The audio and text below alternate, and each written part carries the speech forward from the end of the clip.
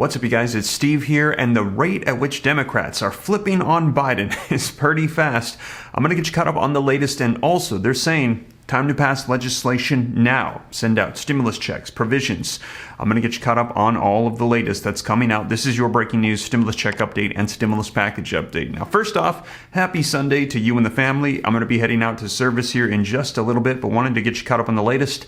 Let me know in the comments what you and the family are going to be doing today. But you guys, take a look.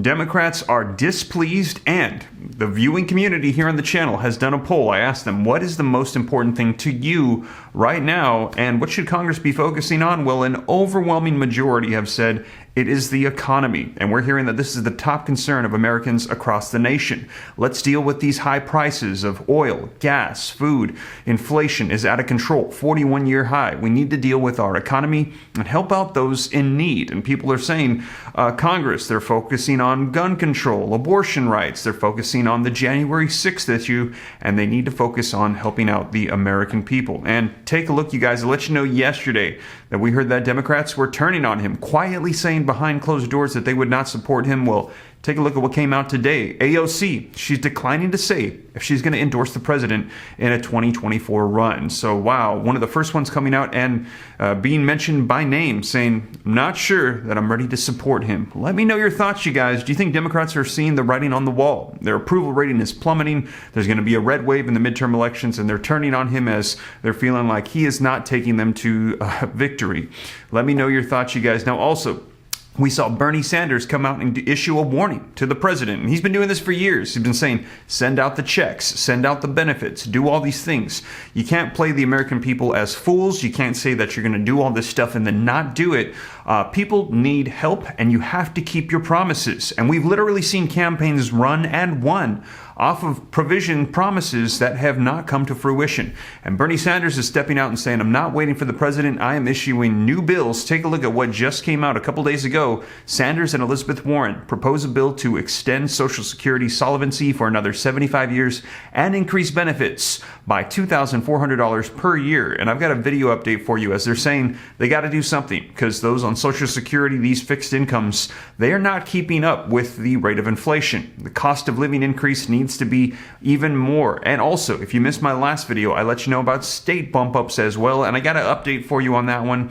In that article I read, they had mentioned Tennessee, and I had a lot of people say we cannot find anything on Tennessee. I did some further diving, and I think that article was wrong. So I want to apologize, let you know that I think that that article link that we had, they had a little bit of misinformation in there. However, all the other states so far, I've heard they are doing additional state bump ups that are on that list. So if you missed that video, check it out right after this one. And you guys, let's dive into this video footage and get you caught up as to what they're saying is one of the first provisions, these new bills that they're saying need to pass. And we're also hearing that the president, he needs to step up and do executive orders and actions if he can't get this pushed through with legislation. Now, they're saying the president, he has the authority to reallocate and repurpose existing funds that are just sitting there that have already been issued out.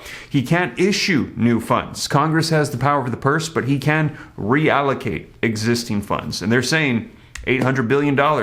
Why don't you send out the checks? Let me know your thoughts in the comments down below. But you guys, let's dive in, take a look at the video footage. Before we do, though, if you appreciate the updates, very quickly, do me one small favor. Smash that like button for me. Helps out the channel a ton. Thank you so much. Also, if you want to stay up to date, come join the Ram Fam. It's totally free. I will let you know everything going on. Why not? All you got to do is very quickly smash that subscribe button. Turn on that notification bell so you're notified right away. Any specific questions for me, shoot them to me in the DM on Instagram at SteveRam3. Consider joining my second channel, Steve Ram Finance, to learn about growing wealth and personal finance, and we have a comprehensive list of all checks on various levels coming out. This is quite the undertaking. I'm diving into this, and you guys, there is a lot of stimulus provisions out there, checks, but I'm going to make sure that you know about all of them. So bear with me. We're assembling the list. It is massive. But you guys, let's go ahead and dive right in, and let's start off with some video footage about Social Security benefits. All right, Dave. Well, rising inflation has sent the cost of living to record highs and is having an impact on everyone from millionaires to retirees. So as a result, Social Security beneficiaries will receive a boost to their monthly checks. But will it be enough? That's a big question. Yahoo Finance senior columnist Carrie Hannon joins us now with that. And Carrie, how big of a boost are we expecting? Well, I'm telling you, we're not going to really know until October. But the numbers that are being tossed around is around 8%, or even 8.6% is one estimate of what is likely based on inflation. Now, they compute it all running up till October to see how the inflation is running. But here's what happened. I mean, last week, the Social Security Administration came out with their trustees report, which they estimated that they would perhaps increase the cost of living for Social Security beneficiaries by 3.8% for next year. But it looks like, even walking back, one of the high administration officials who talked about it afterwards said, you know what, we did those numbers in mid-February, and it actually looks like we may be much closer to 8%. So I'm seeing somewhere in that range. Carrie, what does this do for the program's funding? Because you would think that that would be in question here if we do see such a big hike.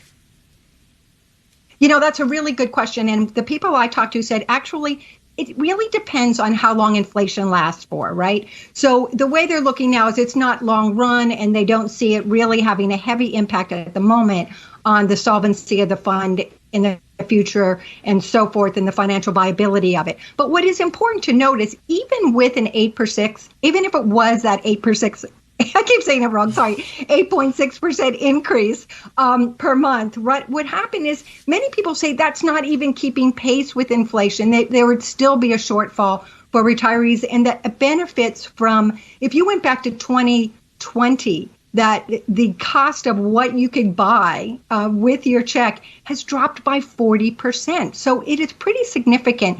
And really, the retirees are getting hit the hardest by this, you know, or folks that haven't saved for retirement, that they depend on that check for 90% or so of their, you know, daily living costs, for their monthly costs. This is a significant amount of money for them. And if you live in rural America and you're depending on a car, the cost of gasoline, as we all know, has just skyrocketed. And that's really taking a hard hit. And again, this year, of course, we had a bump up this year of 5.9% in the benefit to kind of address these inflationary issues. It just wasn't enough.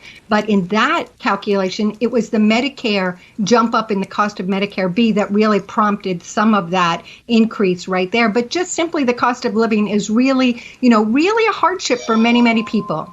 Yeah, it certainly is. Talking about gas prices, up to $4.96 a gallon, the national average. So people paying more in almost every aspect of their life at this point. All right, Carrie Hannon, thanks so much for joining us. So there you have it, you guys. Let me know your thoughts. They're saying we got to bump those up and increase it and help those out on these fixed incomes. And take a look at this. This is what is being proposed by Bernie Sanders. Bernie Sanders and Elizabeth Warren, they introduced a new bill on Thursday that aims at extending Social Security solvency for 75 years by raising taxes on the wealthy while making benefits more generous. The proposal, called the Social Security Expansion Act, would expand benefits for current and new beneficiaries by $200 per month or $2,400 per year, and would make it the monthly checks more generous in other ways. Now, to do that and improve the program's solvency at the same time, the plan also calls for raising taxes on high-earning households. Now, Sanders and Warren, who are co-chairs of the expanded Social Security Caucus, were joined by fellow Democrats as well,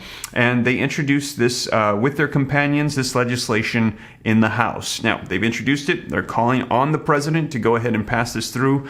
I will keep you up to date here on the channel. Now, we're hearing that a lot of people are saying, hey, you need to pass something soon because we're going to start not supporting you because the American people are not happy. Our approval is plummeting. We're going to be losing our power. And as I mentioned, AOC is the latest to mention that as well. Let's take a look at this article, link in the description below, that says AOC declines to say if she'll endorse Biden in 2024. Now, Representative AOC declined on Sunday, today, so this just came out. She declined to say if she would endorse President Biden if he runs for re-election in 2024, saying she's going to be focusing on this year's midterm elections. So, wow, let me know your thoughts. Kind of sounds like a little bit of an ultimatum, like, hey, if he can go ahead and help us get through this, through these midterms, which is our focus, then maybe I will endorse endorse him. But in the meantime, it's just kind of up in the air. Now, we'll cross that bridge when we get to it, she told CNN's State of the Union co-anchor Dana Bash. Wow, so it does kind of sound like, hey, he needs to help us and we will help him.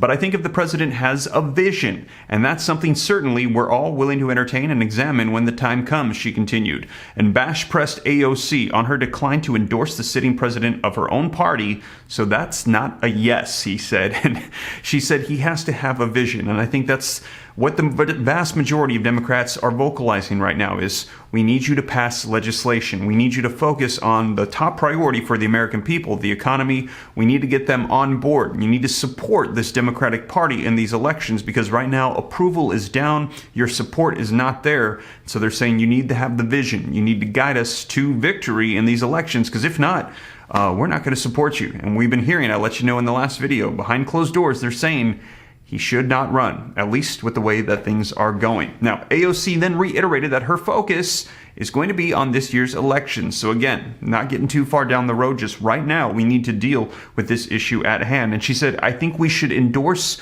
when we get to it. So it does kind of sound like if you help us in the elections, we will help you down the road. But I believe that the president's been doing a very good job so far, AOC said, and that he should run again. I think that we'll take a look at that. So there you have it, you guys. Let me know your thoughts in the comments down below. So do you think that President Joe Biden is going to get on board? He's going to get it together. He's going to get all of this legislation. He's going to start trying to pass these bills. And if he cannot, he's going to do executive orders and actions. Now, if he does those things and he focuses on the economy, will it convince the American people to vote Democrats to stay in power? Will he get the support of his party to continue on his presidency in a rerun of 2024? Let me know your thoughts. Or do you think that it's too little, too late? He's going to lose support. The American people are not going to vote for Democrats in power. A red wave will come. His presidency will fall apart. And in 2024, he will either not run or he will be defeated by whoever is running as a Republican candidate.